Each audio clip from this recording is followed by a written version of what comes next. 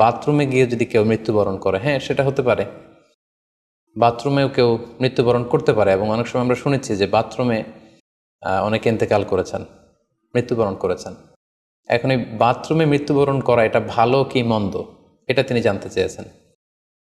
আসলে বাথরুমের ভেতরে কেউ মৃত্যুবরণ করলে এটা ভালো মৃত্যু নাকি খারাপ মৃত্যু, এ ব্যাপারে কোনো হুকুম দেওয়ার বা ডিসিশন দেওয়ার সুযোগ আসলে আমাদের নেই, কারণ এ ব্যাপারে ইসলাম আমাদেরকে কিছু জানায়নি। কারণ নিছক বাথরুমের ভেতর মৃত্যু যদি হয় তাহলে এটা খারাপ মৃত্যু বা খারাপ সাইন, সে জাহান্নামে যাবে, এরকম কথা বলার কোনো সুযোগ নেই। নিছক একটা নির্দিষ্ট জায়গায় কারণ মৃত্যুর কারণে এটা খারাপ মৃত্যু বা ভালো মৃত্যু বলে আসলে কোনো ধরনের সিদ্ধান্তে আসা যায় না। কারণ বাথরুমে নানাভাবে মানুষের মৃত্যু হতে পারে। কেউ হয়তো অজু করতে যেয়ে বাথরুমের ভিতরে মৃত্যুবরণ করেছে, অথবা কেউ গোসল করতে যেয়ে মৃত্যুবরণ করেছে, এটাও হতে পারে, অথবা প্রাকৃতিক কাজ সারতে যেয়ে বাথরুমে তার মৃত্যু হয়েছে।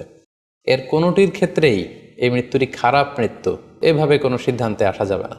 সিদ্ধান্তে আসা যাবে এভাবে, অথবা ধারণা করা যাবে, প্রবল ধারণা করা যাবে এভাবে যে সে তার জীবনটা কিভাবে কাটিয়েছে।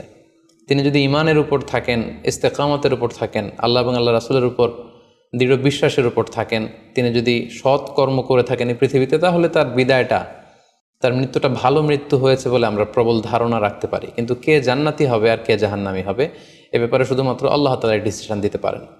এক্ষেত্রে অনেকে একটি হাদিসের মিস ইন্টারপ্রিটেশনের কারণে এই ধরনের ধারণা করে থাকতে পারেন যে হাদিসটি সহিহ বুখারীতে এসেছে। আল্লাহর হাবিব সাল্লাল্লাহু আলাইহি ওয়াসাল্লাম বলেছেন, ইন্নামাল আমালু বিল খাওয়াতিম, অর্থাৎ মানুষের কর্মফল নির্ধারিত হয় তার শেষ কাজের উপর ভিত্তি করে।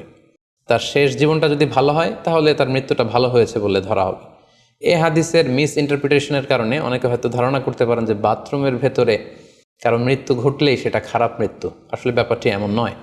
হাদিসে যে বিল খাওয়াতিম বলা হয়েছে, এর ব্যাখ্যা এসেছে যে বিল খাওয়াতিম মানে হচ্ছে মা ইয়ামালুহু ফি আখিরি হায়াতি, সেটা শেষ জীবনে কি কাজ করেছে সেটার উপর ভিত্তি করে তার মৃত্যুটা ভালো নাকি খারাপ এটা নির্ধারিত হবে।